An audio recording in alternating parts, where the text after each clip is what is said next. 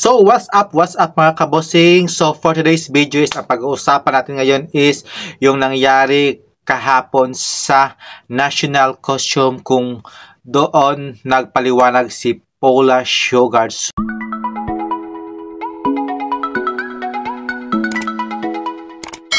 Sawadika, kapong ka, salam alaikum po dyan sa lahat po na nanonood po sa aking YouTube channel. Hello po dyan. Sana po ay nasa mabuti kayong kalagayan at syempre, nakasubscribe po kayo sa aking YouTube channel. So ngayon mga kabossing, so si Paula Shogart is nag-speech na doon sa pagkatapos ng national costume ng Miss Universe. So, nabanggit niya doon is for tenure niya sa service bilang presidente is nagbitiw na siya ng resignation until 18 na lang siya. So, hanggang ngayon, pero bukas pa doon sa El Salvador kasi maglalive muna ng live telecast ng the finals yung Miss Universe, saka doon na yung end ng kanyang valid ng kanyang kontrata as a president ng Miss Universe. So nakakasad talaga mga kabosing kasi nag-end na yung ni Paula Shogart, so wala tayong magagawa kasi doon sa kanyang speech is dami siyang binasi about siguro yung sa mga bagong owner ng Miss Universe, pero hindi sila ata yung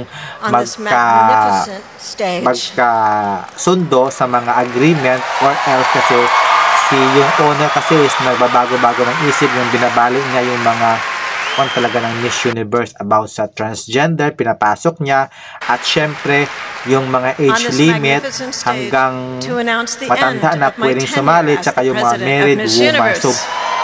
So paano nga ba yun mga kabossing, kasi lahat ng mga against sa mga panadati ng mga Miss Universe is binago talaga ni Kun An about sa mga age limit, sa transgender, sa married woman, pinasok niya lahat mga kabossing. So kaya yun siguro yung mga haka-haka doon sa pagbitiw ni Paula Shogart, kasi yung sa mga sinasabi na for example, nung last year yata yun na bawal na daw, hindi daw pwede ipapanalo, ipapasali yung may mga corona na. So si Antonia is may corona na siya bilang supranational, tapos sumali sa Miss Universe. So ano yun mga kabosing? So diba, parang against talaga yun sa organization ng Miss Universe. Kaya siguro na pag-isipan ni Paula Shogart na hanggang dito na lang yung kanyang journey as a president. So as Paula Shogart, so at least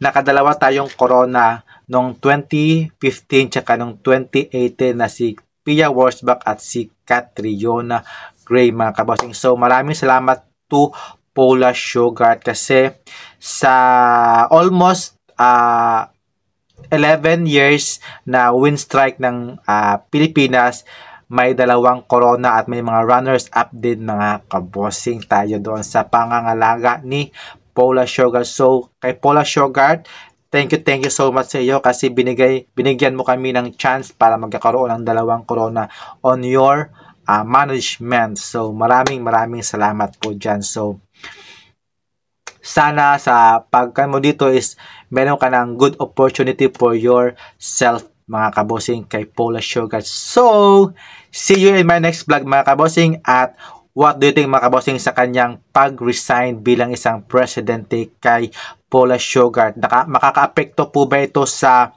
organization ng Miss Universe or same pa rin as dati mga kabossing? So, comments down below mga kabossing, and don't forget to like and subscribe, and have a nice day and bye-bye. Keep safe po. See you tomorrow sa live ng Miss Universe. So, bye-bye. Keep safe.